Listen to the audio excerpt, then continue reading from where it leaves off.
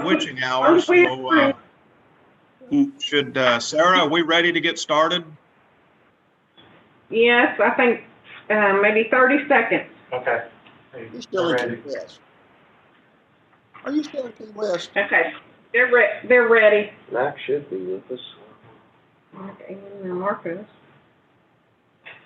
I would like, is everybody ready? Okay. I would like to call this meeting to order and welcome everybody to the December 9th, 2020 City of Henderson Board of Zoning Adjustment hearing. Sarah, may I get a roll call, please? Mac Arnold. Heather Knight. Here. Rob Turney.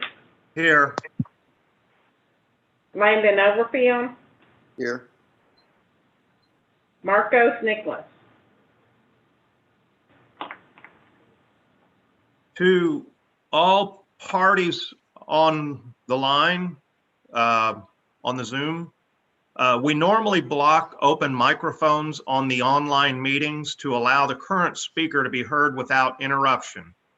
If anybody wishes to be heard, when I ask for comments, please use the raise your hand icon or use the instant message feature.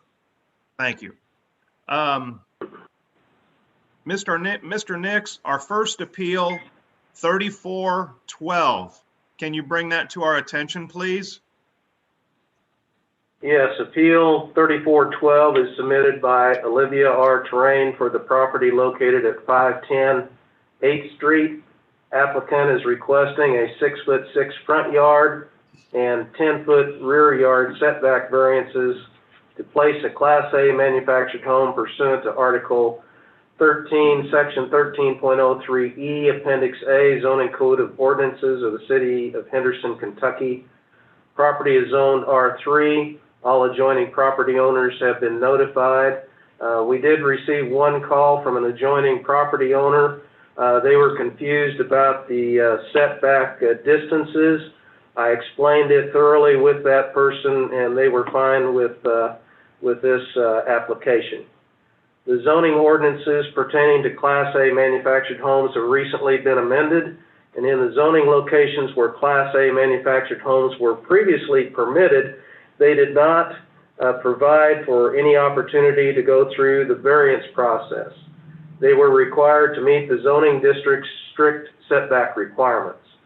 With the zoning guidelines for Class A manufactured homes and their ability to help meet a goal of the city in providing for affordable housing opportunities while meeting current building code requirements, it was determined that Class A manufactured homes should have the same opportunity to request lot setback variances as do conventionally built homes. This was equally important in light of narrower and smaller lot sizes in the districts where they were allowed. Therefore, the ordinance was changed from a permitted use to a conditional use with the variance process added. This board voted approval for a conditional use at last month's board meeting, making this the first conditional use appeal covered by the amended ordinance. The applicant is now coming back this month requesting the variances needed that meet the conditions which comply with the new amended ordinances. I'll go in and describe what those variance limitations are. They are as follows. In the granting of a variance, in no instance shall the front yard setback be less than the average front setback that exists on the nearest developed lots on the same block that front the same side of the street as the subject lot. In this case, the nearest three lots average 13'6" front yard from the property line. The applicant is requesting to place her front yard setback at 13'6", which matches the adjoining nearest developed lots, which are 508, 506, and 504 8th Street, and is therefore requesting a 6'6" front yard variance from the R3 zoning setback, which is 20 feet. Number two, in the granting of a variance, in no instance shall the rear yard setback be less than 10 feet. The applicant is requesting a 10-foot rear yard setback variance. The standard rear yard setback is 20 feet. and this is the most that can be granted by this ordinance, as I stated. With the granting of these variances, it allows the applicant to place a 27-foot by a 44-foot manufactured home, Class A manufactured home, and still have room to install a front and back porch for access and egress. The side yards meet the zoning setback requirements. The applicant will also have room for off-street parking on the west side of the lot. A final stipulation of the new ordinance is that in the granting of the variances, in no instance shall any permanent structure be permitted to be placed in a public utility or drainage easement. This has been reviewed and there are no easements on this property.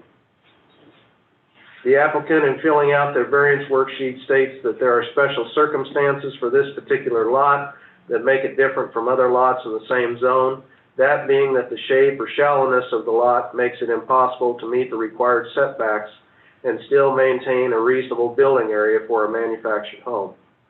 They further state that the strict application of the provisions of the zoning ordinance impose an unnecessary hardship on the applicant or deprive the applicant of reasonable use of the land, in that the lot was platted prior to the adoption of the zoning ordinance.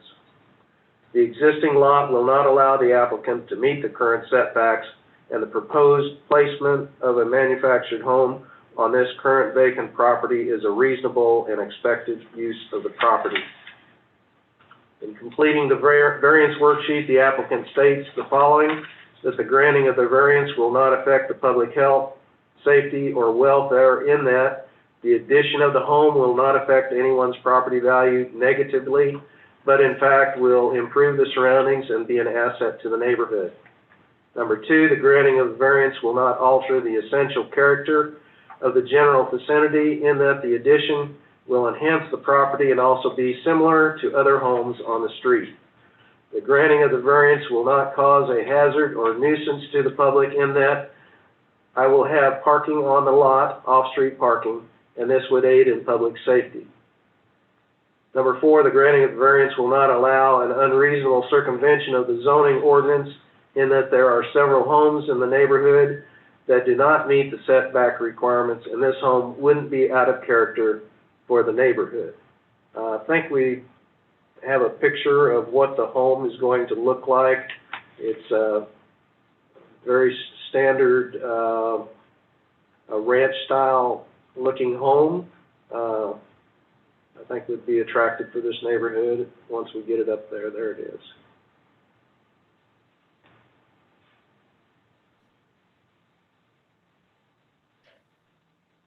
Okay.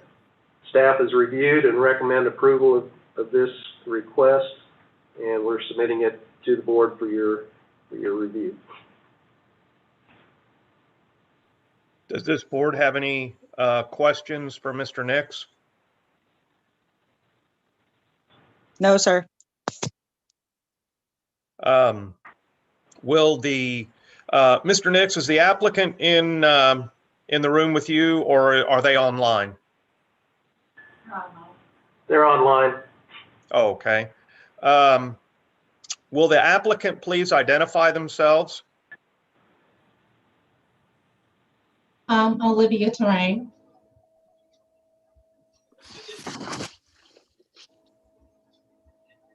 Ms. Terrain, is there anything that you would like to add to what Mr. Nix has said? No, he's covered it very well. Thank you. Okay. Oh, I'm sorry. Mrs. Terrain, before I ask you that, do you promise to tell the truth? Yes, sir, I do. Would you please state your name and address? My name is Olivia Terrain. I currently live at 304 South Green Street, apartment 4. Okay, thank you very much. I got ahead of myself a little bit, so I'm going to re-ask the question. Is there anything else you'd like to add? No, sir, he's covered it well. Thank you. Okay, thank you very much. Does this board have any questions for Ms. Terrain? Does this board have any questions for Ms. Terrain? I don't. Okay. If this board has no questions, I would like to ask if there's anybody here to speak for or against Appeal 3412. If there's anybody here that would like to speak for or against Appeal 3412, please use the raise your hand icon or instant message icon so we know that you have that you would like to be heard. If there is no one here to speak for or against Appeal 3412, I will close the open forum and ask for a motion.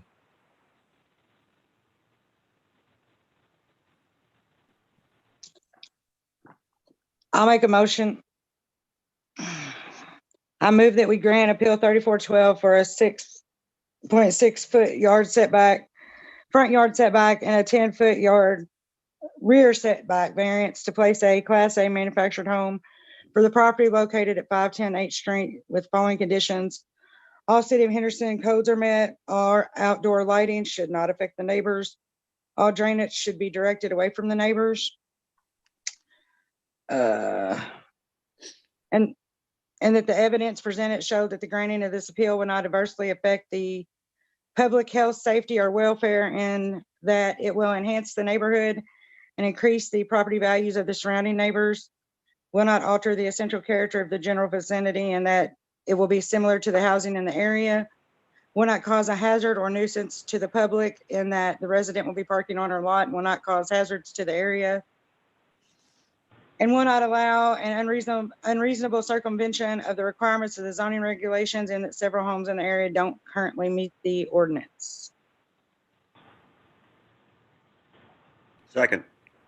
Thank you, Ms. Knight. Thank you for the second. Mr. Overfield, is there any further discussion among this board concerning the motion? If there is no further discussion, Sarah, may we get a vote? Okay. I just want to double check. I think Marcos joined the Yeah, he meeting. did. Has Max joined? I don't see Mike. Okay. I'm here. Okay. Marcos, you Mac are Arnold? Marcos, you are with the meeting? Yes, Okay, were you able to hear the whole testimony of this past? I did. Okay, so you will be able to vote on it then. Yes. Sarah, may I get a vote, please? Heather Knight, Yes. Landon Overfield, Yes. Marcos Nicholas. Yes. Ms. Terrain, Appeal 3412 has been granted in your favor. Thank you for your time and have a great evening. Thank you all for voting my favor. I appreciate it. You all have a good night. Enjoy your new home. It's lovely. Thank you so much. You all be blessed. Thank you. Mr. Nix, our next appeal, 3413, will you bring that one to our attention, please? Yes, Appeal 3413 is submitted by Green River Area Federal Credit Union for the property located at 902 2nd Street. The applicant is requesting a conditional use permit to install an electronic message board in the Gateway Zone District as a monument-type sign pursuant to Article 33, Section 33.14, Subsection 6, Animated Signs, Appendix A, Zoning Code of Ordinances of the City of Henderson, Kentucky. The property is zoned Gateway Zone District. All adjoining property owners have been notified, and we have received no calls on this appeal. A conditional use permit is a requirement by our sign zoning ordinance for animated signs in specific zones, with the Gateway Zone District having just been added.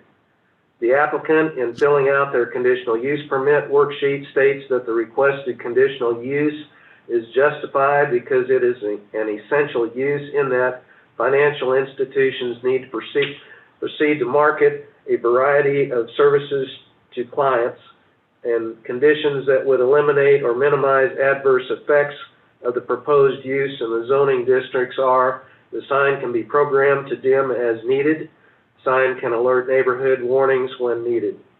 It is expected that the applicant will comply with our sign ordinance with respect to animated signs and Appendix 4 flashing signs, which regulates light source brightness, changeable copy, and time intervals for movement. Specific to the gateway zone sign ordinance, the animated sign shall be monument-type sign and may be up to 8 feet in height and 8 feet wide, with the animated portion of the sign being no larger than 4 feet in height and 6 feet in width. Animated portion of sign shall be encased using materials consistent with the permitted materials allowed in the gateway zone district, and landscaping shall be established and maintained as part of the sign location. Also, signs may not be backlit, but may be lit with ground accent lighting.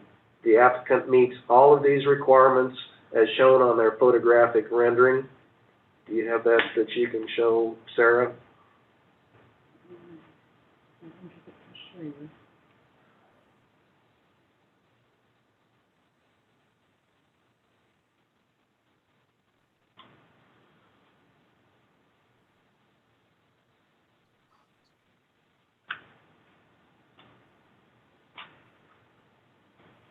There you go. Mr. Husk Yeah, has I provided can a sign from his. Okay, can everybody see that?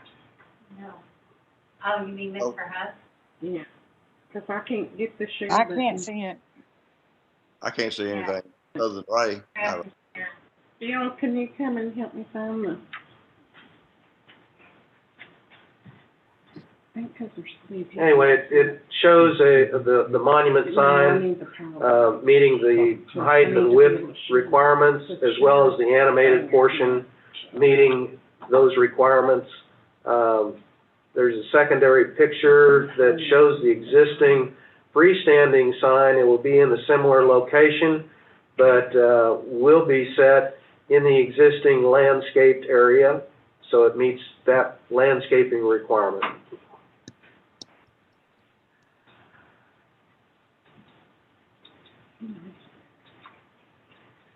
Does this board have any questions for Mr. Nix? No, I'm good. Does anybody on the board have any questions for Mr. Nix? I don't. Mr. Nix, is the applicant in the room or are they online? Online. Oh, okay. Will the applicant please identify themselves with their name, and will the applicant please identify themselves? My name is Kip Husk from Husk Signs. I'm here to represent Green River Area Federal Credit Union and represent. Mr. Husk, do you promise to tell the truth? Yes.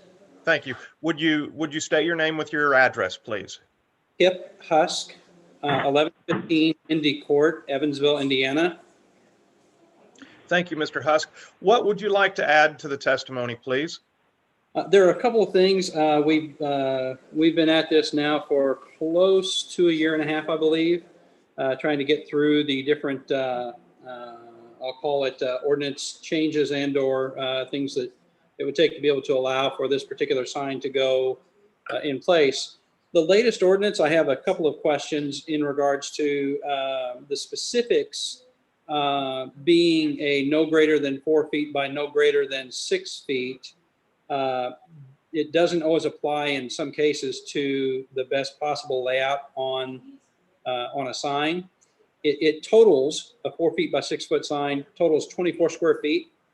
And I would like to see if there would be any way to appeal to the board to see if that, instead of just a no greater than 4 by no greater than 6, if it could be no greater than 24 square feet, where it might allow for a more appealing design.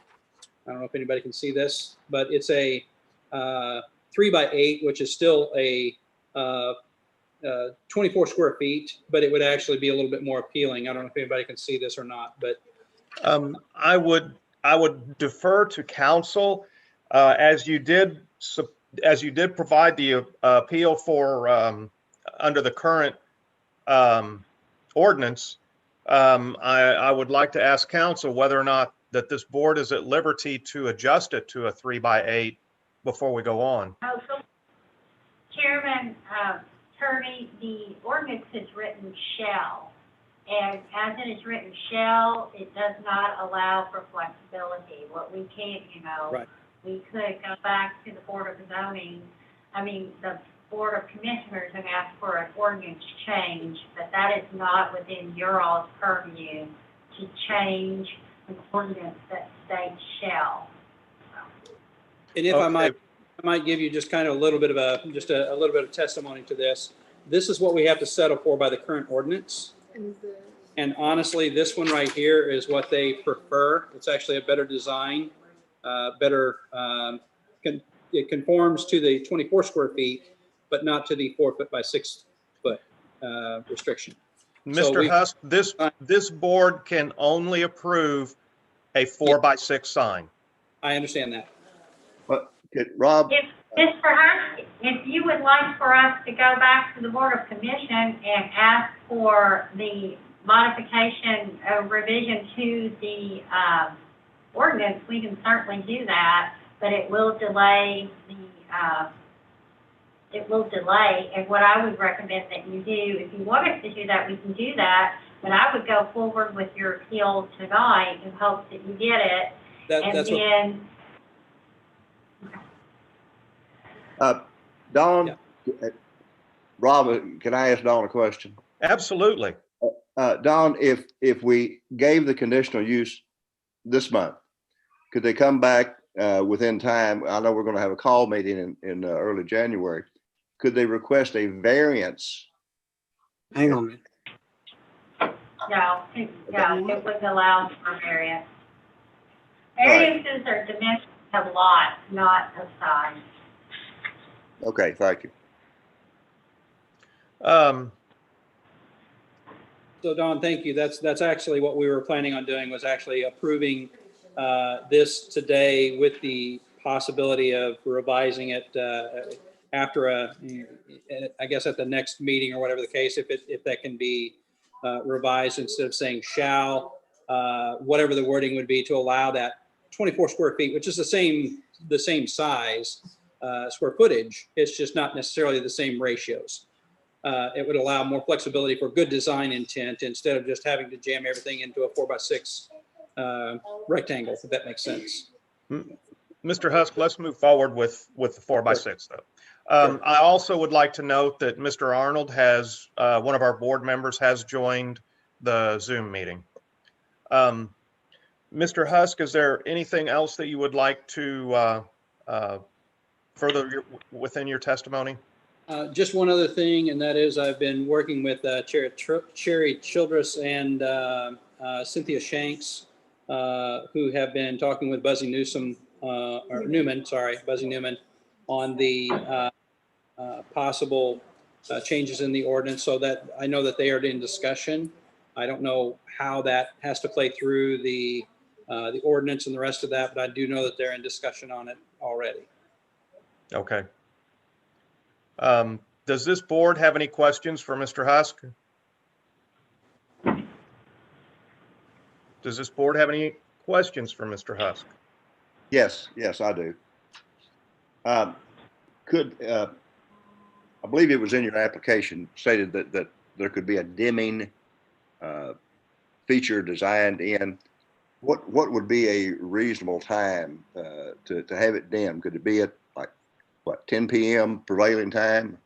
Normally we set it between 9 and 10. It depends on the community. 9 is a pretty standard number. 10 is a standard number. So it really depends on how restricted that you would like to be. Our goal is to not have this be an urban blight for anybody, not to be able to keep anybody awake or anything like that. But the goal is to be able to have it dimmed during reasonable hours. So the reasonable hours is traditionally either 9 or 10 a.m. or 9 or 10 p.m. when it would dim to approximately 5 o'clock in the morning whenever the sun is rising during the summer months. So it wouldn't be a problem for you if we have it dimmed at 10 and then relit or the dim taken off at 5 a.m. Yeah, and honestly, almost all manufacturers of signs, and we actually do manufacture these signs in-house. So all of ours come with that capability to dim the signs, and they can be set and locked into position if necessary, so that the end user can't can't change it themselves. In other words, we can set the parameters on those signs. And I would assume that it could be designed in such a way that there's no bright or flashing light that would be directed toward the traffic on 2nd Street. Correct. Mr. Nix, does the ordinance define the timing of the dimming of the light? No, that's a function of the Board of Zoning Adjustment Board as far as a condition. Okay. And traditionally, what boards normally do in other communities, and this is just for information's sake, they will traditionally do that if it's within close proximity to a residence, but not necessarily if it's in a commercial area.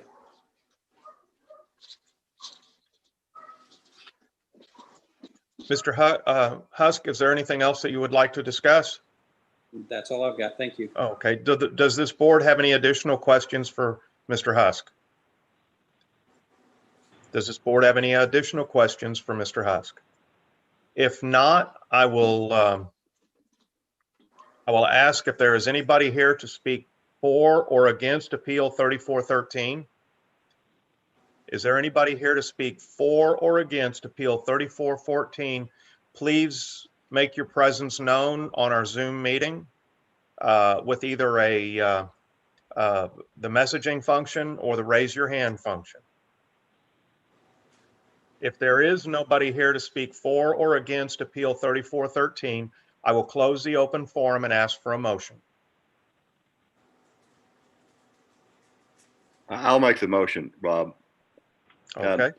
I move that we grant appeal number 3413 for a conditional use permit to install an animated sign, electronic message sign, in the Gateway Zone District for the property located at 902 2nd Street with the following conditions. 1, the sign will be designed to dim at 10 p.m. prevailing time and the dim feature removed at 5 a.m.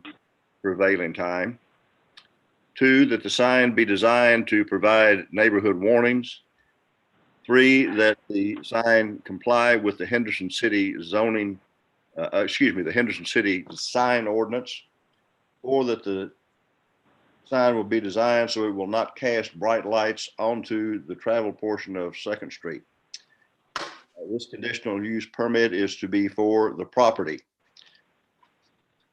And the evidence presented showed that the granting of the requested conditional use permit is justified because it is an essential use in that the sign will provide needed information to the marketing public and also will provide neighborhood warnings.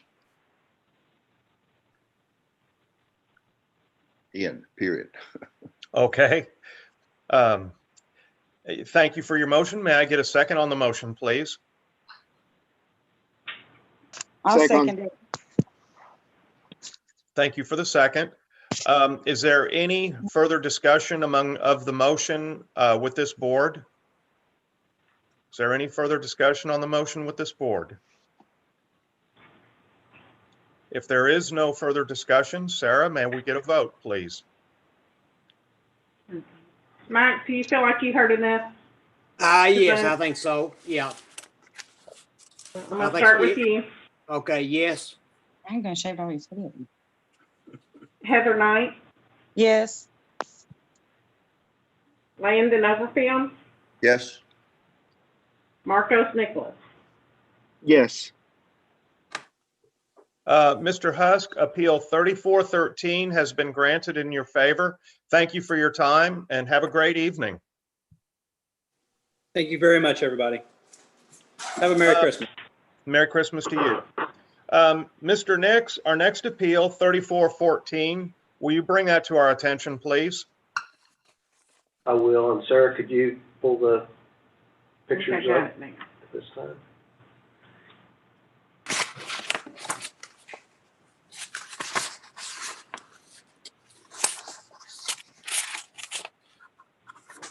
Let's kind of scroll through those for a little bit once you get to them.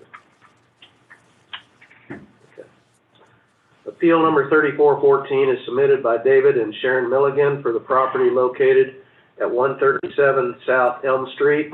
Applicant is requesting a 6-foot front yard setback on South Elm Street. Here's a picture of the South Elm Street line of the variance request. You'll see the orange flags in the picture. And also an 11-foot front yard setback variance on Powell Street. Again, here are the orange lines on the lawn, which are the setbacks for the construction of a new residence. Applicant is also requesting a 17-foot rear yard setback for the construction of a swimming pool pursuant to Article 2027, Schedule A, Zoning Code of Ordinances of the City of Henderson, Kentucky. The property is zoned residential R2. All adjoining property owners have been notified, and we have received no calls on this appeal. 137 South Elm Street is a wonderful lot in a historic area of downtown surrounded by many fine older homes. The challenges of this particular lot with current zoning setbacks is that South Elm Street and Powell Street both have large right-of-ways that extend into the lot a significant distance. Also, this is a corner lot, so both South Elm Street and Powell Street sides are considered front yards, which require a 25-foot building setback. Can you scroll to another picture there? That site plan doesn't show up very well, but the overall.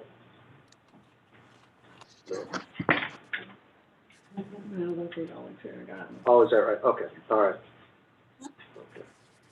Okay. To give you a perspective, on the South Elm Street side, the homes running north would all, except for one, require front yard variances.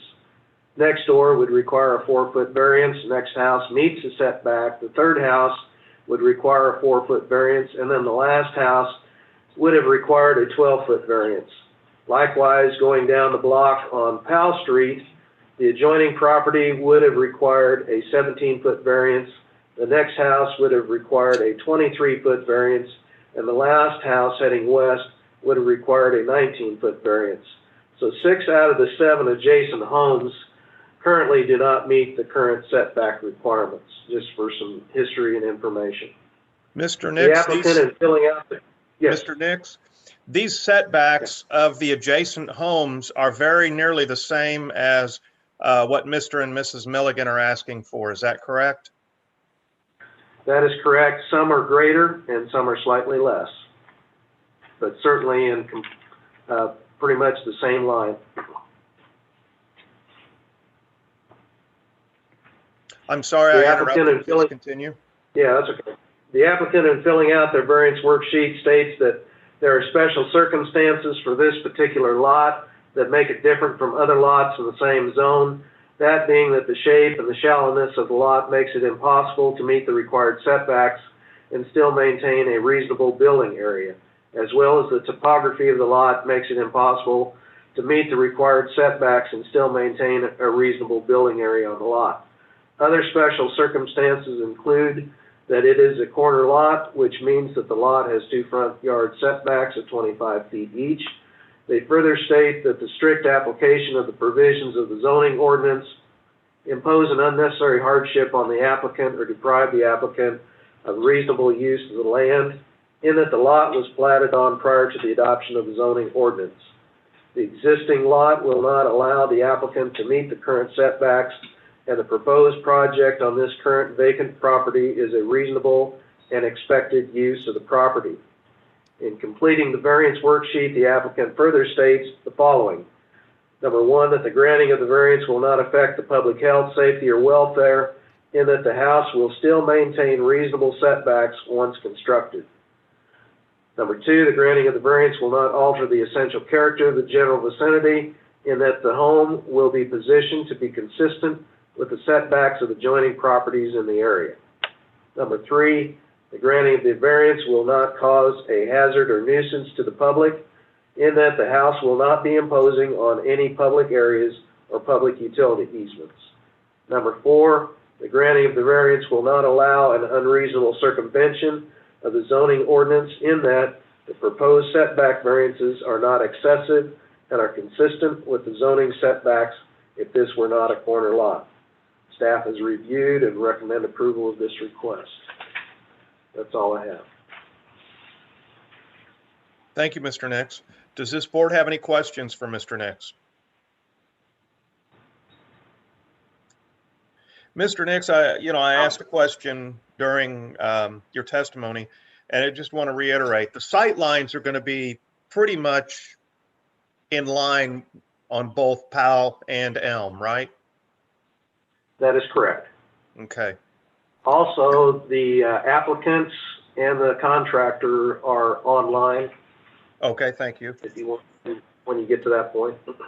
Okay. Does this board have any other questions for Mr. Nix?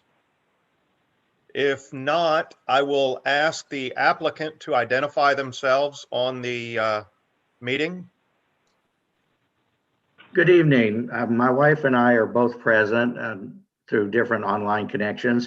My name is David Milligan. Sharon, are you on as well? I'm Sharon Milligan. Thank you.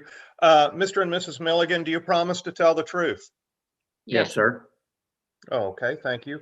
Would you state, you have stated your name, would you state your address, please? Yes, we currently reside at 300 Main Street in Evansville. Okay, thank you, Mr. Milligan.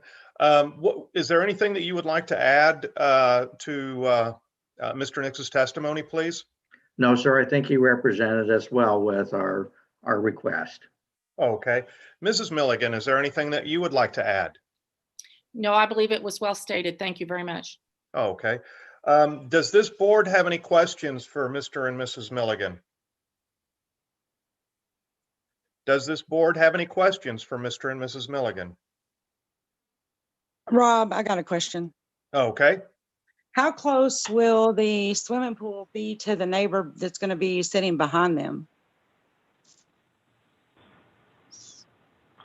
The distance from the pool on the site plan is 8 feet. To the property feet. line. But to the property line, not to their house. Okay, thank you.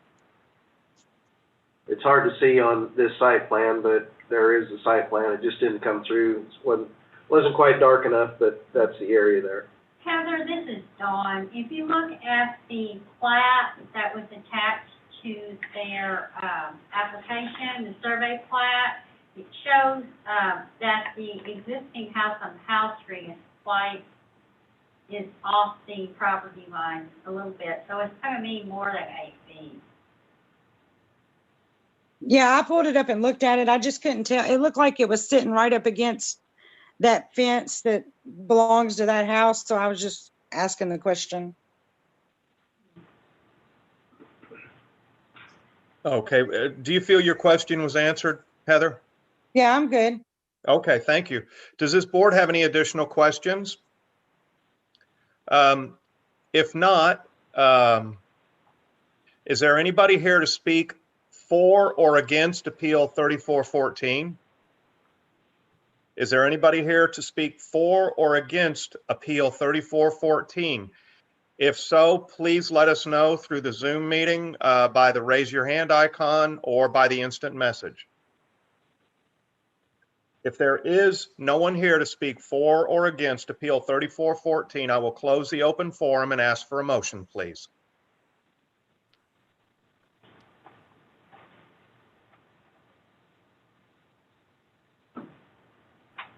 Okay, I'll make the motion. This is a variance, correct?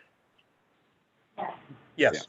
All right, I move that the Board of Zoning Adjustment grant Appeal 3414 for a 6-foot front yard setback variance on South Elm Street and an 11-foot front yard setback variance on Powell Street for the construction of a new residence and a 17-foot rear yard setback variance for the swimming pool for the property located at 137 South Elm Street. I don't see the need for any conditions. We don't have to have conditions, do we, Dawn? On a variance? Right. The motion is supported by evidence presented showing that the granting of this appeal will not adversely affect the public health, safety, or welfare in that the proposed structure is for residential use in a residential area and will improve a vacant lot. It will not alter the essential character of the general vicinity, in that the new structure will be positioned in such a way so as to be consistent with the setbacks of most of the properties adjoining in the vicinity. It will not cause a hazard or nuisance in the public or to the public, in that the structure will not impose on any public areas or utility easements, and it will not allow an unreasonable circumvention of the requirement of the zoning regulation, in that the lot was platted prior to the enactment of the zoning ordinance, and the structure will have similar setbacks as the surrounding structures. Second. Thank you. Is there any further, or is there any discussion concerning the motion? If there is no discussion concerning the motion, I will ask Sarah to vote, or to get a vote from us. Mac, Yes. Heather, Yes. Landon, Yes. Marcus. Yes. Thank you. Mr. and Mrs. Milligan, Appeal 3414 has been granted in your favor. Thank you for your time this evening, and have a great evening. Welcome to Henderson. Thank you Yes. so much. Very much. Thanks to the board for your consideration and approval. Yes, this will be our second time being in Kentucky, and we're looking forward to Make this Good. last. it. Thank you all. Thank you. Thank you very much. Mr. Nix, Appeal 3415. Will you bring that one to our attention? I will. Can you show pictures on that right now? Appeal 3415 is submitted by Anthony L. Samples for the property located at 1319 South Main Street. Applicant is requesting an 8-inch side yard variance to construct a carport and a 17'6" front yard variance to construct a porch addition pursuant to Article 27, Schedule A, Zoning Code of Ordinances of the City of Henderson, Kentucky. Property is zoned R2. All adjoining property owners have been notified. And again, we have received no calls on this particular appeal. All the property lines along this side of the 1300 block of South Main Street have a large right-of-way.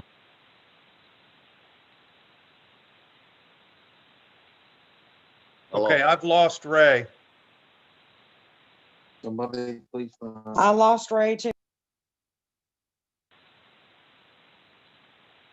I think we've lost the council, the meeting chambers. Yes. Should we because proceed we're without still him? We're still showing 16 participants.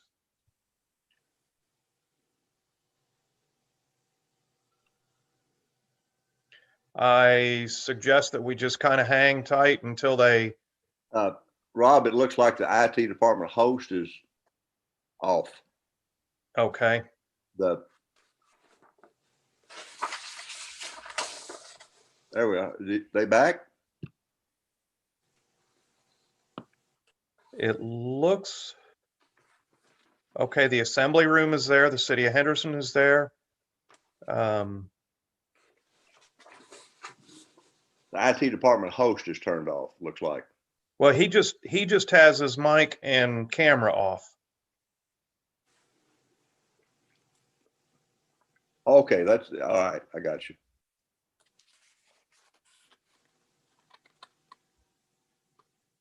Ray?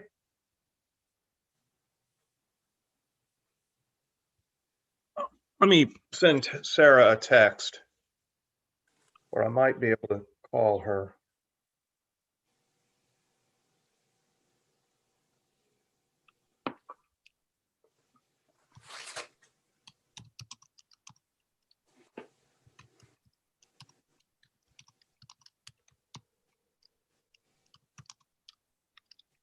Hi, this is Rob. We lost you guys. We don't have any of your. Oh, okay. Okay. Okay. I think all of the attendees can hear me. So I will let the attendees know that we're going to take a break at least until 4:50. No, wait, 5:50 p.m. Okay. Thank you, Sarah. Bye. Lost reception with this city building. Yes. And we are going to take a 5-minute break. Everybody, please stay online unless you hear otherwise. But the city building feels like they will be back online by 5:50 p.m. Okay. All right. We'll be waiting.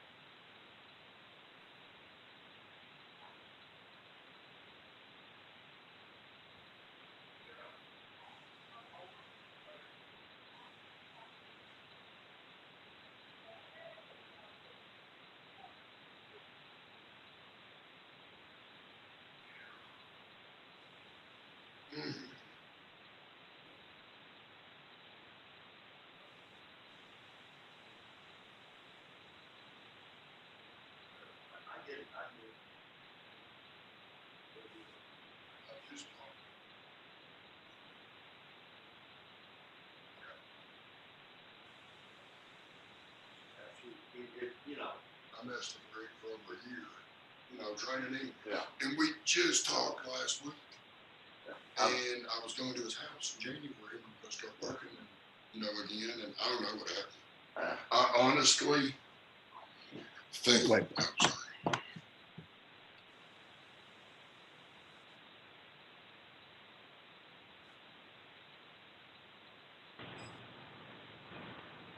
Can you hear us? Yes, yes. All right, can hear us, great. Sorry for the technical issues.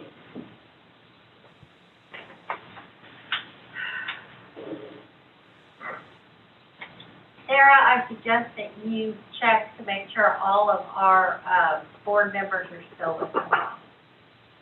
listening. I did make an announcement to all of our attendees that we were going to take a 5-minute break and reconvene at 5:50 p.m. Okay. Okay, do I still have all the board members present? Well, we'll wait till 5:50 because it looks like 2 months. Mm-hmm.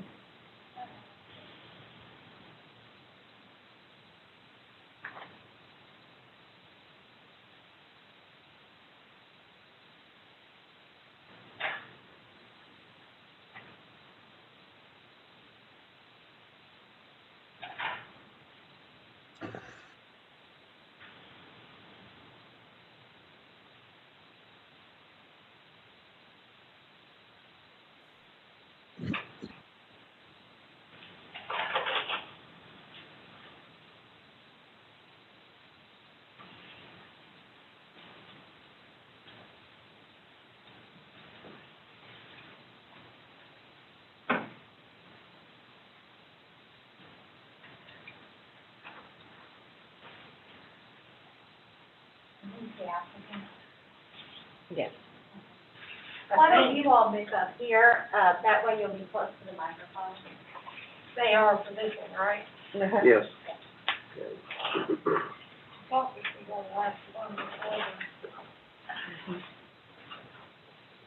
Okay, it is 5:50, so let's reconvene the meeting, please. Okay, can we check and make sure all the board members are still with us? Rob Turney is here. Mac Arnold's here. Heather Knight's here. Marcos Nicolas here. Brandon Overfield is here. Okay, great, thank you.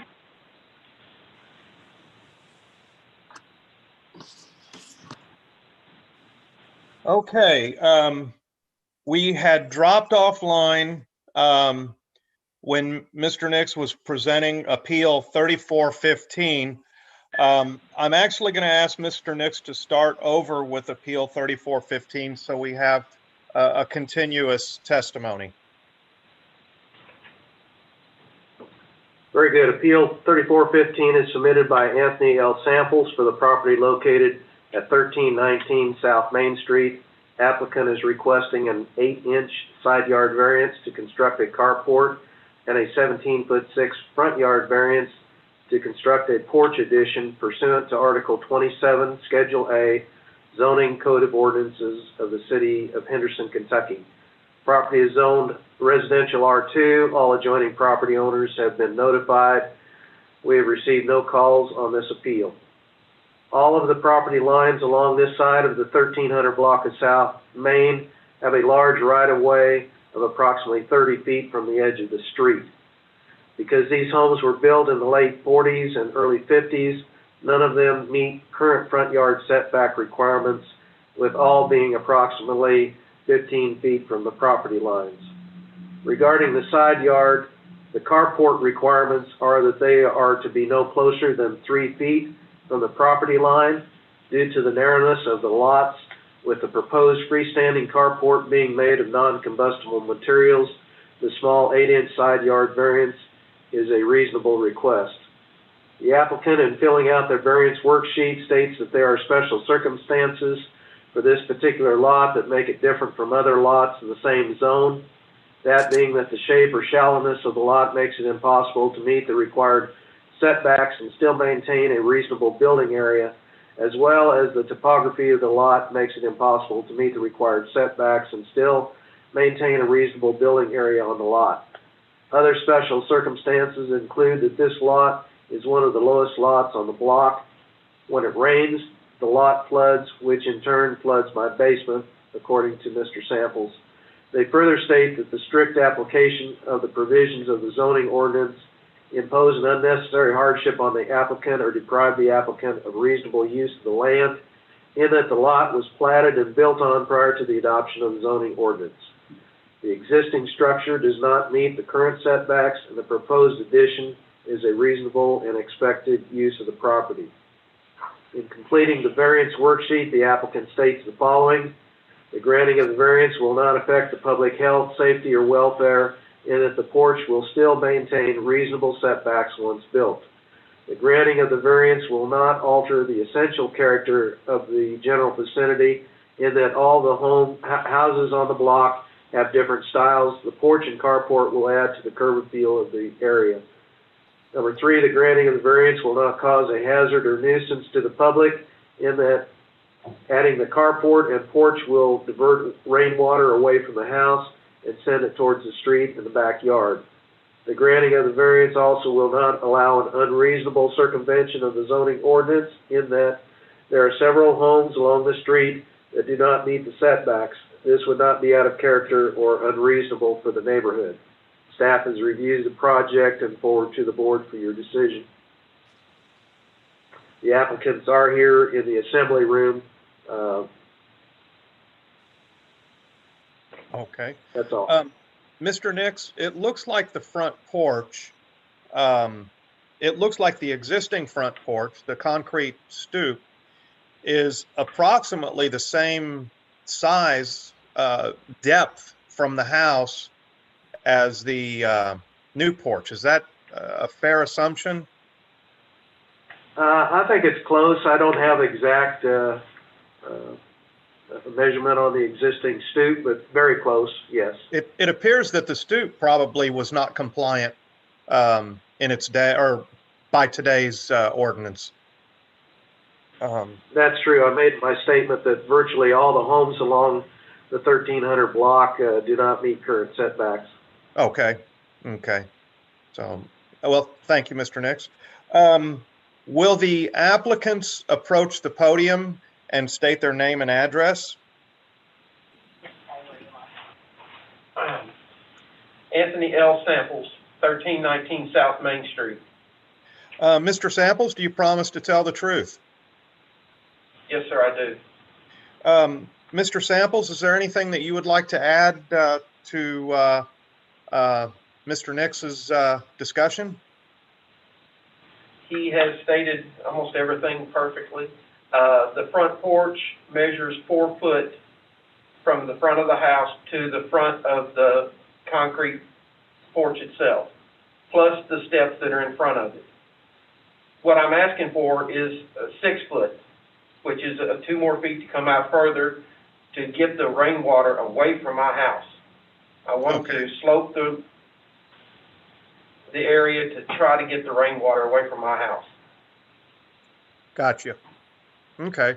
So you're really not adding a significant amount to the front of the house. You're adding an additional 2 feet. Yes, sir. Okay. Does this board have any questions for Mr. Samples? I have a question.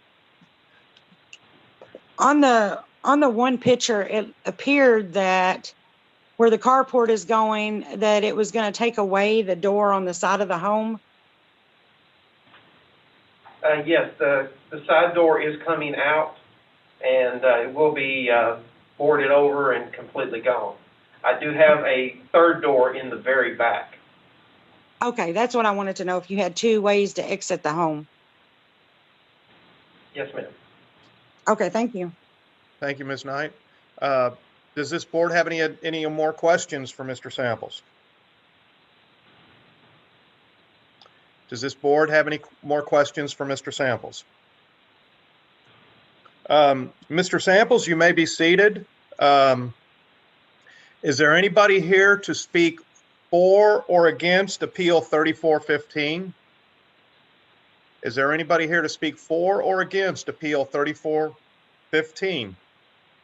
If so, please let us know by clicking the raise your hand icon or by making a message to the administrator. If there is no one here to speak for or against Appeal 3415, I will close the open forum and ask for a vote, please.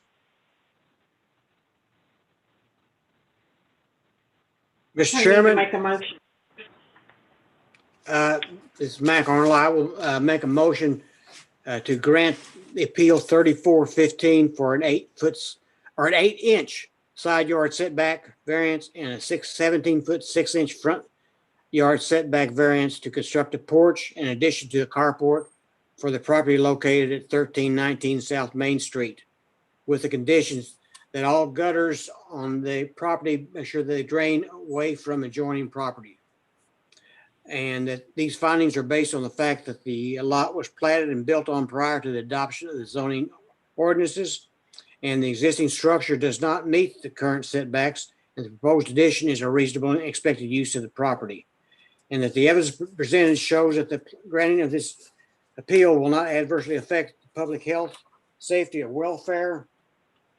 That the porch will still maintain a reasonable setback from once built. The granting of the variance will not alter the essential character of the general vicinity, in that all of the houses on the block have different styles, and the porch and the carport will add to the curb appeal for the area. The granting of the variance will not cause a hazard or nuisance to the public, in that adding the carport and porch will divert rainwater away from the house and send it toward the street and backyard. And the granting of the variance will not alter unreasonable circumstances of the zoning ordinances, in that there was several homes along the street that also do not meet the current setbacks. This would be, not be out of character and are unreasonable for the neighborhood. Can I get a second? Second. Is there any discussion among the board concerning the motion? Yes, yes. I second it so we could get to discussion. Mag, did you say an 8-inch side yard?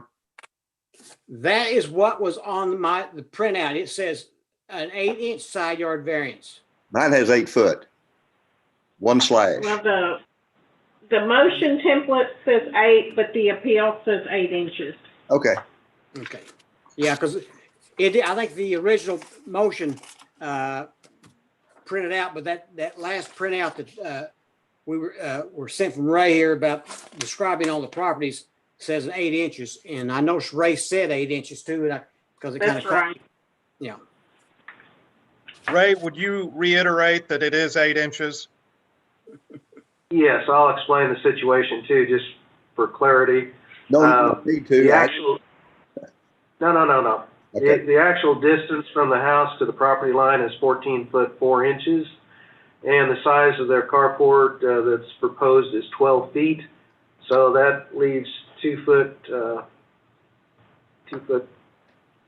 yeah, anyway, it needs to be 8-inch variance. Okay. Okay. Is there any additional discussion on the motion? If not, Sarah, may we get a vote, please? Mike, Yes. Heather, Yes. Landon, Yes. Marcus. Yes. Mr. Samples, Appeal 3415 has been granted in your favor with the noted conditions. Thank you very much for your time this evening and have a great evening. Thank you. Thank this board for considering this, and y'all have a Merry Christmas. Thanks. Merry Christmas to you. Our next appeal is considered old business. It is tabled Appeal 3410. Do we need a motion to pull it off table? I think we do. Would someone like to make a motion to bring Appeal 3410 back to us? I'll make a motion to open the table for Appeal 3410. May I get a second? Second. Sarah, may we get a vote? Mike, Yes. Heather, Yes. Rob, Yes. Landon, Yes. Rob, do you vote on this? I did. John said no. Oh, All okay. right. Okay. We won't count Well, his vote. Thank you. Appeal 3410 is now back under review by this board. Ray, do you need to remind us for anything on this appeal, or do I need to call Mr. Smithhart for his testimony? I can reread the actual submittal of the application, and I do have an update basically from today. Other than that, it's up to you. Yes, I think it woed be beneficial to reread it and then also give us the update, please. This is for, excuse me, appeal number 3410, submitted by Lewis Shane Smithhart for the property located at 1619 South Green Street. Applicant is requesting a conditional use permit to operate a towing business pursuant to Article 21, Section 21.03A, Appendix A, Zoning Code of Ordinances of the City of Henderson, Kentucky. The property is zoned highway commercial. All adjoining property owners have been notified. We have received a couple of calls, and one of the couples that have been interested in this property are here this evening to speak.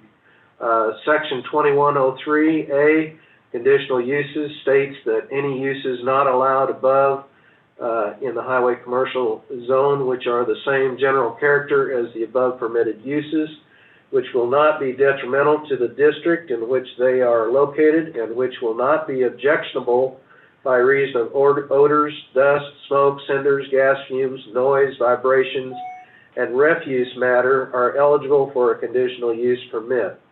The procedure in section 4.03 shall be followed, which is the procedure for hearing, approving, monitoring, and reviews of conditional uses. The applicant, in filling out their conditional use permit worksheet, states that the requested conditional use is justified because it's an essential use in that towing businesses are by definition an essential use. They went on to state that the conditional use would promote the public health, safety, and welfare by providing a towing business in an area that has had an auto repair shop and has similar uses near along Green Street. Conditions that would eliminate or minimize adverse effects of the proposed use of the zoning district are fencing and directing lighting away from the residential areas west of the property. That typically was the application information that we had from the applicant. We did state some history that we had last month. I won't go into that, but based on a follow-up that I had today, I'd like to share that information with you. This morning, photos were taken of the subject property. Vehicles, trucks, and machinery are still on the property. The approximate count was plus or minus 20, about the same as our last meeting a month ago.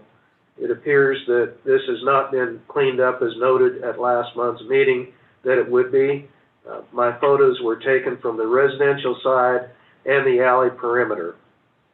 I want to state that per our Code of Ordinances 2.01 definitions, junkyard, used auto parts yard, salvage yard is defined as the use of an area of any lot for the storage, keeping, or abandonment of junk, including scrap metals or scrap materials, or for the dismantling, demolition, abandonment of automobiles or other vehicles or machine or parts thereof.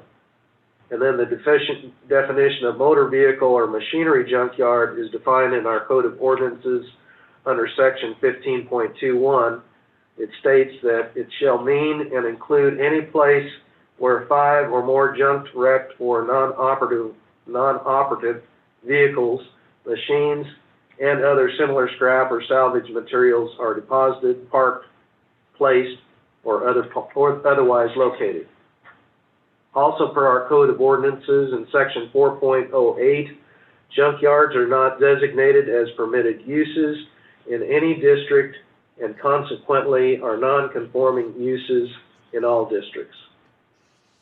Based on our zoning definitions that I just stated, it seems like a towing business, as previously described by the applicant in last month's meeting, is by definition a junkyard. The property in this appeal has the potential for holding upwards of 70 to 80 vehicles. If room is left for maneuvering, then more than 100 if the vehicles are stacked end to end and side to side. I do not see that a towing business creating a junkyard for storage is of the same general character as any permitted uses allowed for the zone in order to meet any criteria to be granted a conditional use. I would say that if this appeal should be granted, sufficient conditions need to be placed, specifically regarding hard surface pavement and privacy fencing, and any other conditions that the board members may want to add. That's comments that I have to make at this point. Thank you, Mr. Nix. Does this board have any questions for Mr. Nix? I have a question. Did he say that he took photos today and the property is not cleaned up? That's my understanding. Right? Okay. That is correct.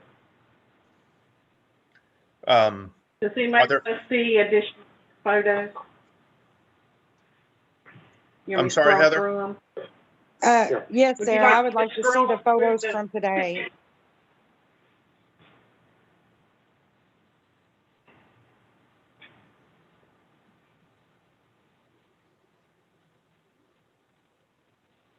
A few more minutes. Okay, go ahead. Okay. Ray, is that it? Yes, sir. Thank you. Does this board have any additional questions for Mr. Nix? Yes, didn't at the last time when it was tabled, wasn't Mr. Smithart told basically you need to get all that cleared off of the property before we could really look at it? I don't know that that's explicitly what was said, but I think that was implied. It was at the very least implied that he was going to work with his brother and get the property compliant. And I think our understanding was that that was what action he was going to take when he asked for it to be tabled. We can ask him that question if that was his intent. Well, that was my understanding also, like yours, Rob. That was, the intent was to make it, clean it up and bring it more into compliance. Mm-hmm. Rob, I think some of these questions are probably have to be answered by Mr. Smithart, just because it is his brother's stuff, and I don't know that he has the legal authority to move the items. Okay, well, when we get done with our conversation, I will get Mr. Smithart up, and I think you're right. I think these are some questions that we need to find out from Mr. Smithart. So does this board have any additional questions for Mr. Nix? If not, I'd like to call the applicant into the meeting, please. Yes. Mr. Smithart, would you state your name and address, please? Louis Shane Smithart. I reside at 544 Fairmont Avenue here in Henderson. Thank you, Mr. Smithart. Do you promise to tell the truth? Yes, sir. Thank you. I see you're represented by Mr. Hopgood. Mr. Hopgood, would you state your name and address, please? Chris Hopgood, 318 2nd Street, Henderson. Mr. Hopgood, do you promise to tell the truth? Yes. Thank you so much. Mr. Smithart or Mr. Hopgood, is there something that you would like to add to what has been discussed so far? Yes, sir. I just want to address the cleaning up of the area. As of the last meeting, there has been an additional fence put up, like we spoke about, where the property actually had an opening where the neighbors could see into the area. We actually put a fence up there. The cars that were out front, there were 4 cars that were out front were taken, they're gone. All the cars that are around back that was just randomly put around back, they are stationed on hard pack based upon the requirements that my brother was given from Mr. Nix, where they had to be on hard pack. All the cars that are behind there are on hard pack. I couldn't move the cars out because my brother didn't want me to move anything out of there until I was given the permission to at least do business there, because he didn't want to move stuff twice. But it is straight back there. Everything's along the outer fences where they're supposed to be, and there is hard pack there. So everything was straightened up. So there was, I spent 3 or 4 complete days down there straightening that up and adding the fence. Mr. Smithart, would you remind us of how the lease arrangement is right now? Is the lease holder your brother? Yes, sir. And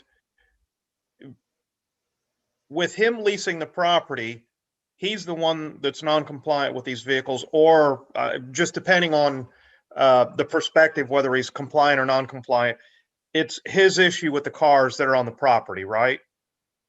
Yes. And your objective is to, once you if you are successful in getting this conditional use permit, you're going to run a towing business off that property, and you're going to take over the lease. I will have he'll sublease the property to me. Okay.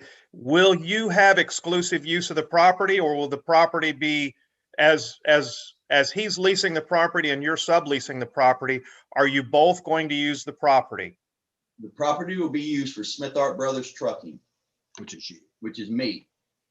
And that's the towing business. Yes, sir. Okay.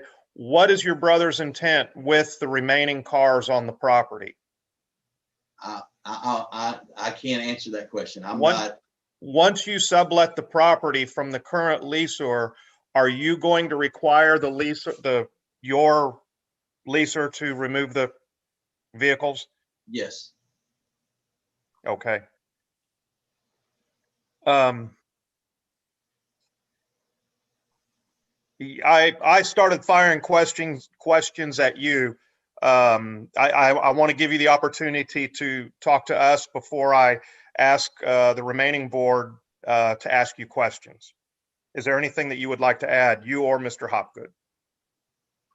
Not me. I would like to take issue with the definition of a junkyard as to his business model. When he was here last, I want to remind you, he said he doesn't want to have any car that is there any longer than it has to be. And there's a process you go through that if the owner of the car doesn't pick up the car, I believe it's within 30 days, then he can go legally dispose of that car. And that's his intent. So he does not intend, he will not run a business where you can come and pull apart, or you leave it there until somebody decides they want to come and salvage that car. He will have them there only as long as they have to be there to cycle them out. And we talked about how many it would take to make the business feasible. And we think it could be 40. 50 would be better, but 40 would be the minimum.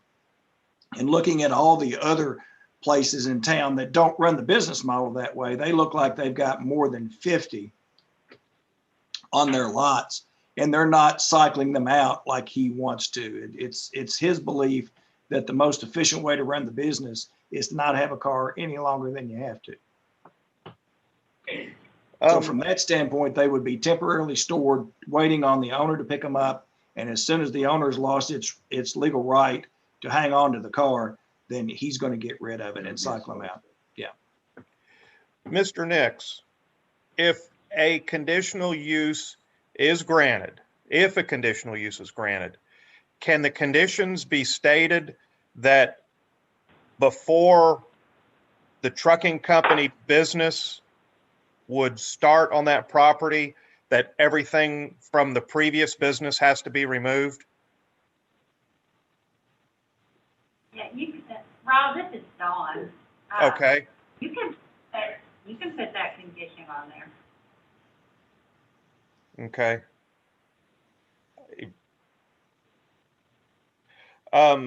Does this board have any questions for Mr. Hopgood or Mr. Smithhart? I have a question. Has Mr. Shane Smithhart been able to speak to the property owner and work out the sublease and all that kind of stuff with the property owner? I have not, because who I would be dealing with is my brother. My brother would then be in contact with property management to make sure that there is no problem with the subleasing. Okay. Heather, we have property management also on this call. And I'm going to ask counsel if I can bring property management into this discussion. Sure, swear in. Would the person representing property management identify themselves? Yes, this is Earl Brandon. My address is 1000 Pebble Creek Drive. Do you promise to tell the truth? Yes, I do. Okay. The reason I brought you into this discussion is because I think we're asking questions that of Mr. Smithhart that probably should be addressed to you. So, Heather, was that your question? Yes, I just wanted to make sure there was no issues with the property management company or the property owner with the way that Shane was going about subleasing the property from Chris Smithhart.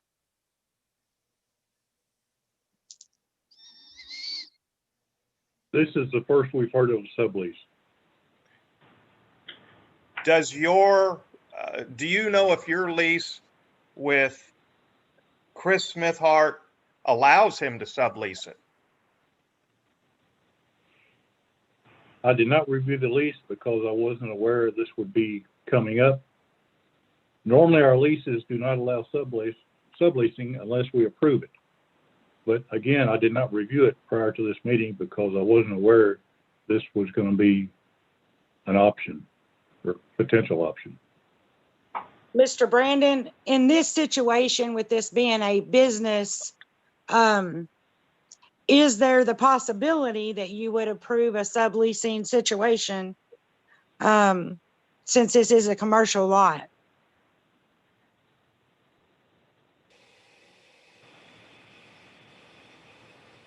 We have not, in the 20-some years we've been in business, approved a sublease.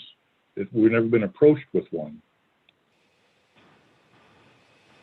I would have to discuss this with the property owner and see if he was receptive to that. When this first came up, and Mr. Hogwood, if I'm speaking out of turn, please let me know. But we were under the understanding if the appeal was approved, a totally different entity would apply and lease the property. Was I incorrect in that? This is today is how I've learned from Shane that he planned to sublease it. And I dealt with your boss, Mr. Sheriff, and he was supportive of the project.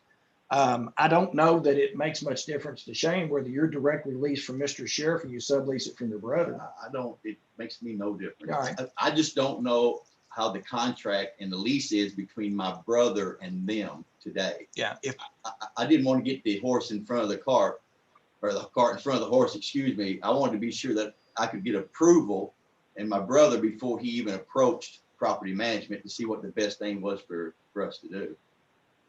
But it seems to me legally for his benefit, he would probably prefer to be a direct tenant as opposed to a sublessee, and his brother could be discharged or could still remain on the hook and assigned. It's the landlord's prerogative on that.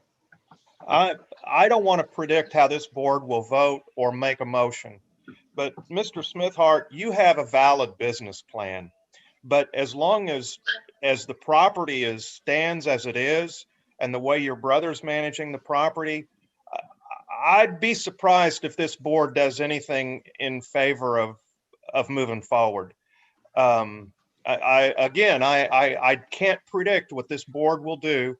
I don't make motions. I don't vote. But from what I'm seeing and hearing, you got some legwork to do before I think this board's going to react positively to the situation. The way your brother's property.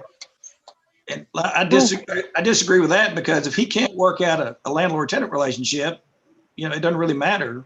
You can approve a conditional use, but if he doesn't have the right to be on the property, it's not going to be there. And his brother's not going to move the cars until he knows he's got somebody to take his place, either a sublessee or replacement tenant. So, if we're going to have a chicken and egg thing, if we can't figure out that he can use the business, I would never advise anyone to enter into a lease with someone if they can't use the property. So he's got to know that first before he can get into a lease. I don't disagree with that, Mr. Hopgood. I just think that Chris has kind of got Shane in a corner on this with the way Chris is holding the property. I have a question. Shane or Mr. Hopgood, either one. Have y'all discussed, is Chris willing to let the lease go so that Shane can be directly leasing the property? I haven't had that discussion with him, but what I do know, and I probably should have said this earlier, I'm not too sure if any of y'all reviewed that property or have pictures, Mr. Nix, of that property 4 years ago. But that property today versus 4 years ago is a drastic change for the good. The lot's been cleaned out. I know there's cars back there, but at one time my brother thought that was okay, and he still feels it's okay. And it's been cleaned up. The building's been completely redone.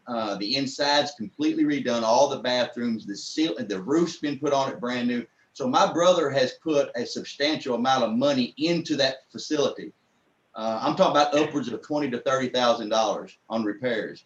And I would think he would be more willing to sublease than just to let me just come in there and just have $30,000 worth of his goods unless I agree to pay for that, or property manage agrees to pay for that. And his understanding from the beginning was that property management didn't want to put any money into the building. So I haven't had that discussion with him. I will have that, but like I said, I just wanted y'all to have that context that he's put $25,000 to $30,000 into this building over the past 2 years. I think a condition can be a valid landlord-tenant relationship with the applicant.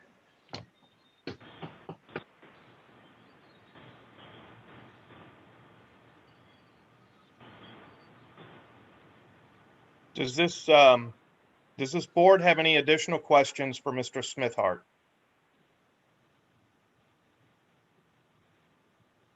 Does this board have any additional questions for Mr. Smithhart?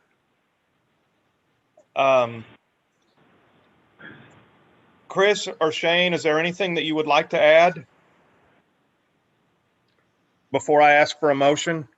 You know, Ray went through all the things about dust and noise and all that. And of course, the way he's going to run the business, you're not going to have noxious odors, dust, or any of that. It's just going to be some in and out on an occasional basis. Might be once a day, might not be any at all on a day, might be 3 or 4 times in one day. So there'd be a pretty minimal amount of noise. And when you're 50 feet from Green Street, I think you're used to a certain level of noise.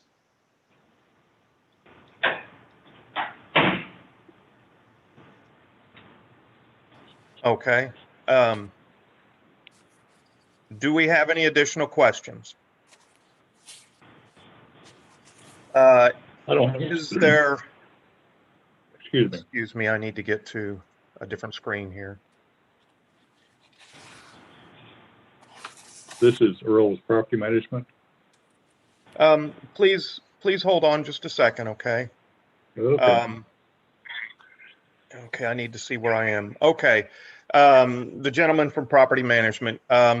Is there anybody here to speak for or against Appeal 3410? There it is. Is there any? And with that, the gentleman from Property Management, feel free to speak. And let me remind you, you're still under oath. Yes, sir. I was just going to confirm that Mr. Smithhart has made upgrades to the structure on the property and put a fence up. Thank you. Is there anybody who would like to speak for or against Appeal 3410? Rob, we have 2 people in the room. Okay. Would one of those people approach the podium, state their name and are those 2 people together or separate? They're together. I think it's the same couple as was here before. Okay. If those people would approach the podium and state their name and address. Let me try to get David to flip the camera so you all can see him. Okay.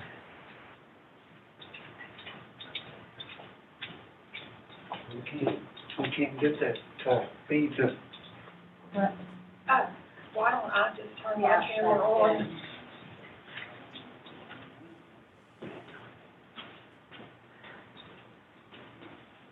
Why don't you all sit down and she'll use her camera. Okay.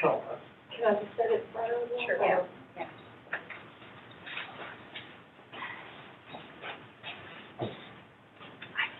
We're going to use Teresa's camera. Okay. All right. What you need to do is put in the box right here. It's muted, Teresa. I had Is it somebody muted in because front of the it'll- room. Okay. Yeah. So it'll come through. Okay, you can go ahead, Rob. Okay. Would you sign in with your name and address and state your name, please? My name is Bill Russell. I live at 326 Yeaman Avenue. And And Renee Russell. We both signed in already, I'm sorry. Okay. Do you both promise to tell the truth? Yes. Yes. Okay. Mr. or Mrs. Russell, what would you like to add? Well, I mean, like, you know, they said they put a fence up, but I mean, it looks like an old piece of steel that they found laying out somewhere. And I was wondering, like, if they do pull the cars in, will they have to be on concrete? And like, when they do pull the cars in, are they gonna pull them off of Green Street into the back there? Will they be open 24 hours a day? Will there be like a number of cars that they can't have there? Because I mean, if I'm not wrong, when his brother had it, I think there was supposed to be like a total of, I think 10 cars. And you can see it, after they cleaned it up, there's still over 20 now. So, I mean, I don't know, junkyard is junkyard. I think a bunch of cars is a junkyard, regardless of what the use of it is. You asked a few questions there, and I think there's some questions that Mr. Nix can answer and Mr. Smithhart can answer. Mr. Nix, on some of the limits and whether or not it's on concrete, can you make those comments? Can you answer those questions? When we did the existing building verification form and had a site plan, and there was concrete in front of the fence line that was put up that you see from Green Street. There was enough space for 10 in front, and there was a mixture of hard surface, mixture of concrete and gravel right behind it that we allowed also a space for appeared to be about 10 spaces. So they're correct. We had about 20 that we originally had approved for that area. Everything else was dirt and grass. And it needs to be on hard surface, typically concrete or asphalt. Okay.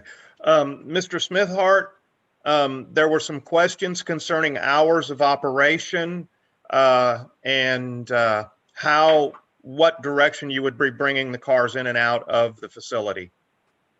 Okay, as far as coming in and out of the facility, there's only one gate in and one gate out, and that gate is in off of Green Street, which is in reference to the front of the building. It's just probably 10 yards to the right is the only gate to get to the back.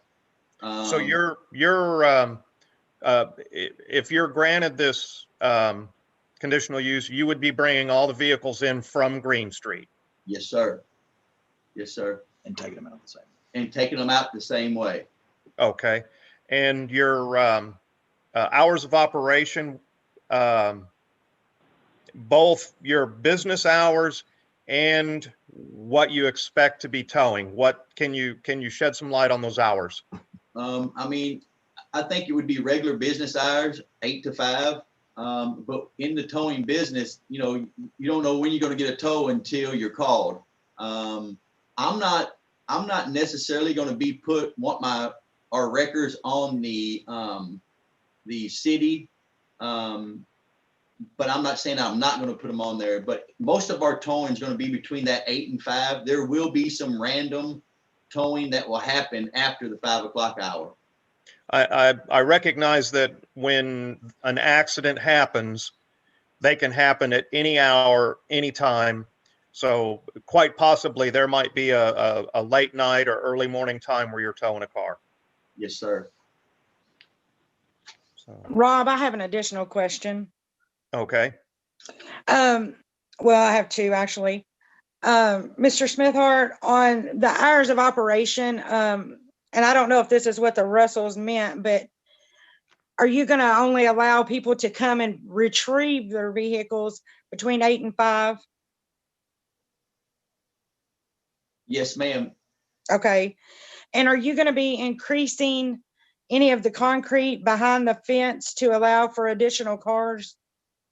No, ma'am. No, not concrete. Now, what I would like to do if I was given the permission, we've already put 100 ton of hard pack around the outer side of the fence, the inside of the fence. I will expand that once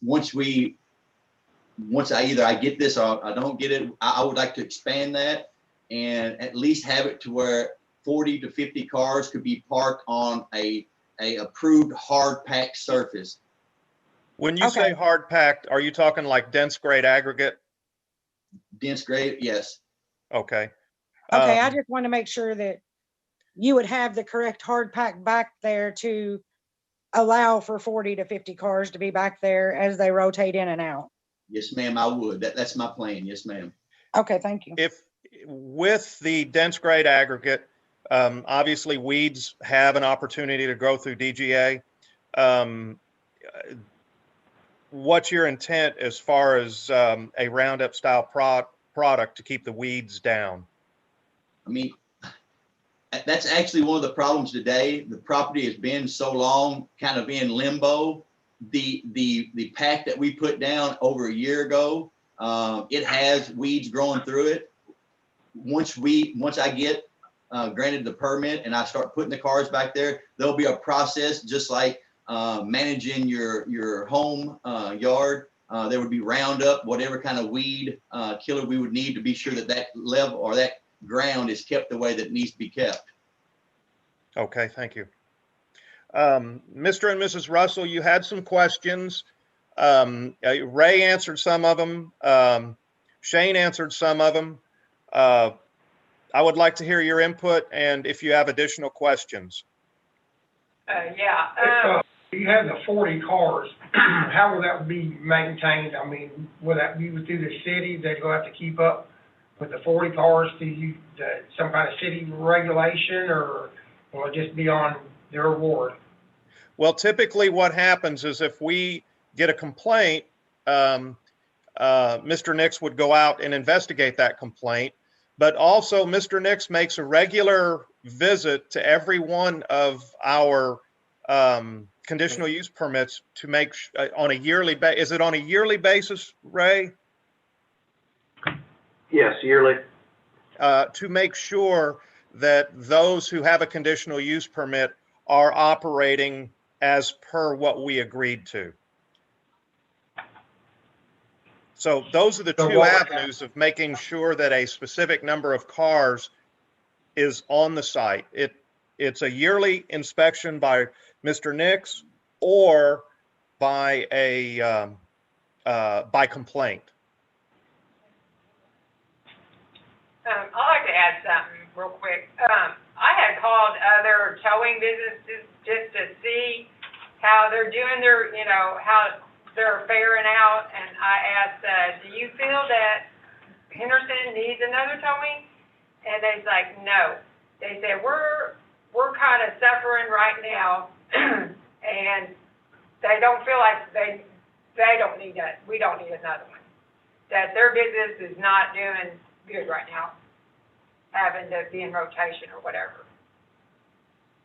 And those weeds he's talking about is where he knocked down those trees and where we got the termites and stuff, and that's the weed that's coming up out of those rocks. That's all.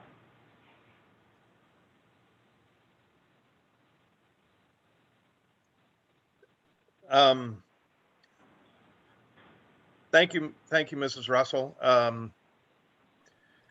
Is there, does this board have any additional questions for Mr. Russell, Mr. Smithhart, or Mr. Hopgood? Mr. and Mrs. Russell, is there anything else you'd like to add? No, that's not off the top of the head, no. Ms. Knight, I think you started to ask a question. No, I think I got them all answered. Okay. Ron, this is Dawn. Can you Yes. hear me? Yes. I didn't know if you wanted to give Mr. Smithhart an opportunity to reply to the Russell's last comment. Oh, Mr. Smithhart, the Russells have indicated that other towing companies has indicated or has responded to her stating that there was not a necessary need for another towing company. Mr. Smithhart, would you like to make a comment concerning that? I mean, that's exactly what I would expect him to say. You can call him at that. I'm under oath. No, I'm not you, ma'am. Not you, ma'am. I'm sorry. I'm talking about the other towing companies. Of course, they wouldn't want any more competition. They're kind of the same. They're suffering. Sorry. Yeah. Thank you, Mr. Smithart. I'm going to ask if there's anybody here to speak for or against Appeal 3410. Is there anybody here to speak for or against Appeal 3410? If there is anybody online who would like to speak for or against Appeal 3410, please click the raise your hand icon or somehow let instant messaging let us know.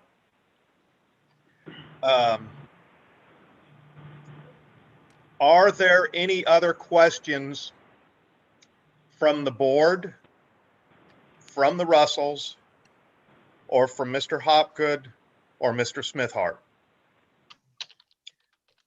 If not, I'm going to close the open forum and ask for a motion, please.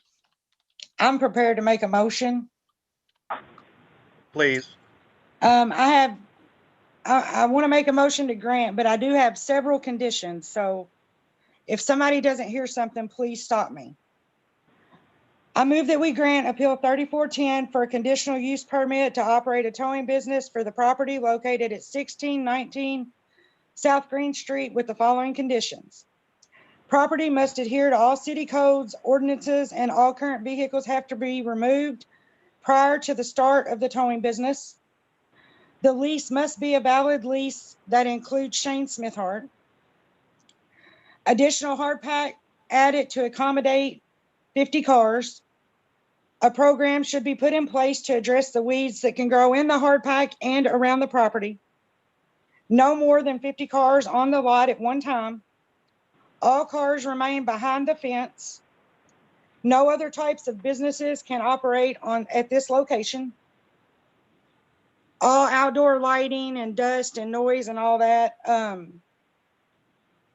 not to affect the neighbors and the residents. I don't think it will, but and all cars be brought in and removed from the property from Green Street. Conditional use permit is for, I need Dawn's help on this one because since it's not the property owner, I don't really know which one to do.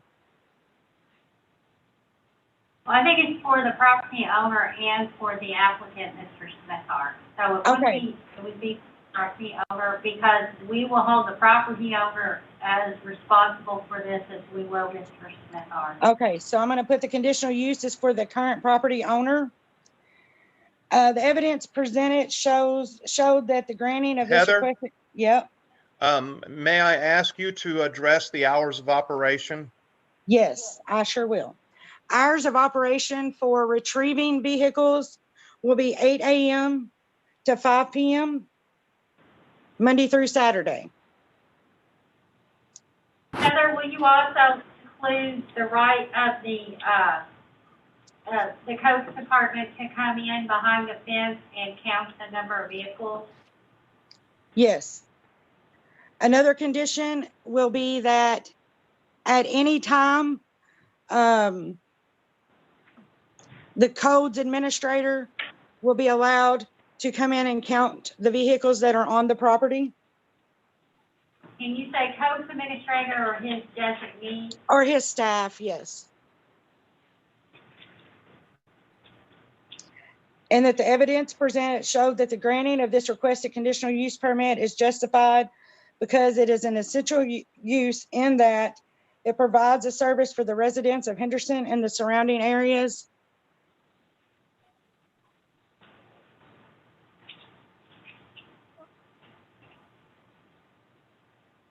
Heather, are you complete with your motion? I think so. Okay. Rob, could I ask, and rather than try to amend this, and Heather, if you said it, maybe I didn't hear it. Would you say anything about the fencing? The fencing has already been replaced. I did say that he has to bring the cars into the lot and out of the lot from Green Street. Well, is there fencing that will hide the cars from Damon Avenue in the back of the lot? Well, it's my understanding the part that was open has already been corrected and fixed, according to property management and Mr. Smithhart. Heather, you could include maintain fencing. Yeah, supposed to be, what I read, the fencing is supposed to be woven together, whether it be a vinyl, wood, or whatever, chain link, supposed to be woven together around the premises. Supposed to be 200 feet in front, so that trucks come in, or it's not. All right, one other question. Heather, did you add anything in there about the cars having to be in and out within a certain amount of time? I think Mr. Well, no, I put in there that only 50 cars can be on the lot at one time. I understand that, but you might have 20 cars that have been there for 6 months. Okay, That's not the business I can part. add in there, okay, I can add in there, the state law of Kentucky is 60 days for Kentucky.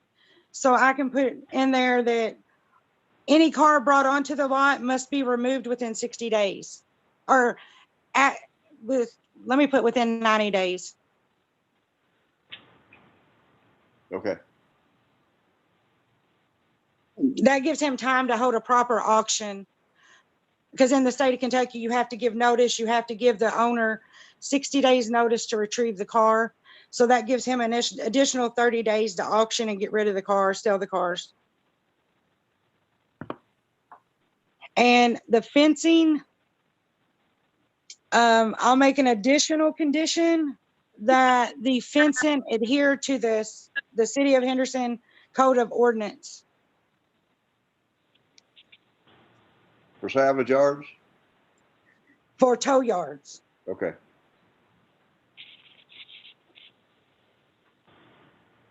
Okay, Heather, Yes. are we done with the motion? Yes, as long as nobody else wants me to add an additional condition. And Mr. Hobgood, did you get all those? I think this is being recorded, so I'm going to rely on the recording. Okay, that's fine. And if I need to email them to Sarah, I can do that as well. May I get a second? Second. Normally, I ask for discussion among the board, but I'm actually going to ask Mr. Smithhart for any input regarding the conditions. Yeah, he said he can live with those restrictions. Okay. Okay. So is there any additional discussion among this board?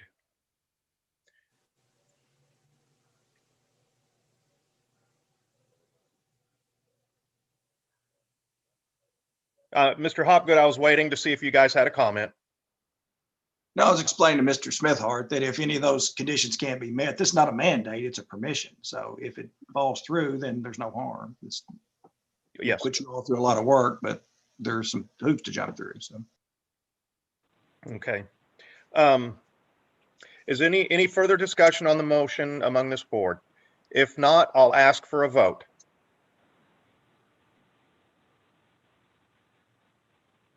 Mike?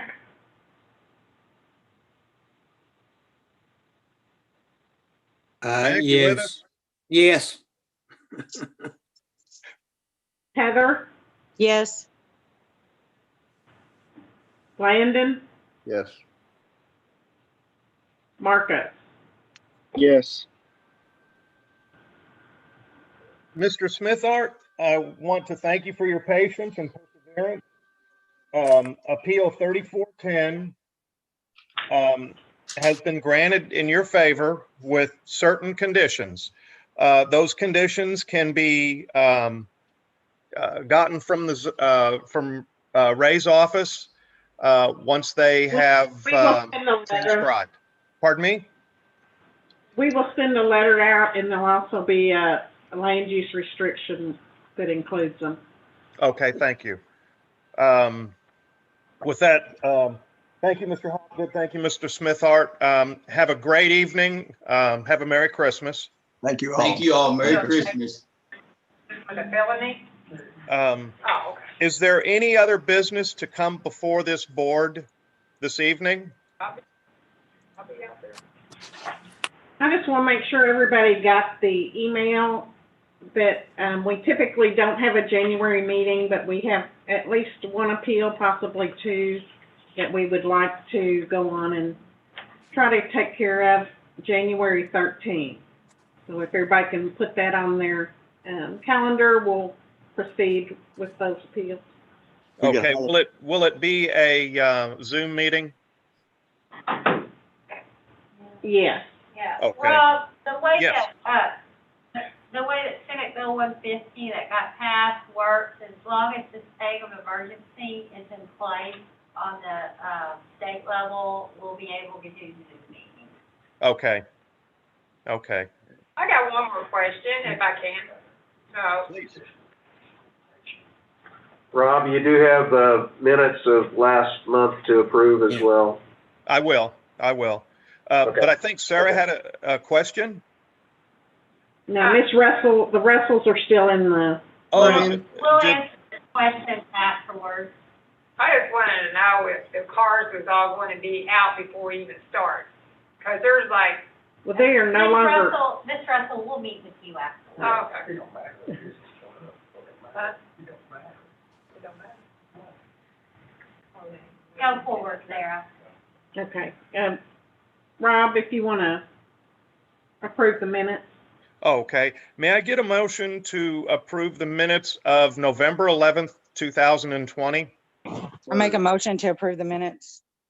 Vote, please. Second. Can we get a vote, please?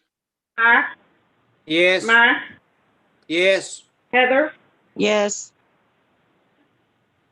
Rob, Yes. Landon, Yes. Marcus. Yes. I thank everybody tonight. I kind of drug this out, but I wanted to make sure that we had adequate testimony, and I wanted to make sure that everybody had their fair turn to speak. And I thank the members of the board for your patience. With that, I'll ask for a motion to adjourn. So move. Thank Merry you, Christmas. everybody. Okay. Merry Christmas. Merry Christmas. Merry Christmas. Yeah, Bye. Miss Russell, one of the conditions that they placed on it was that everything has to be off the lot. Right. And that a new lease has to be taken. So, yes, they can't even start until everything's off the lot, the current. But see, that was supposed to be before this meeting, Yeah. we voted on it. Yeah. It's still not there, so I mean, it don't really matter, does it? I mean, Well, it will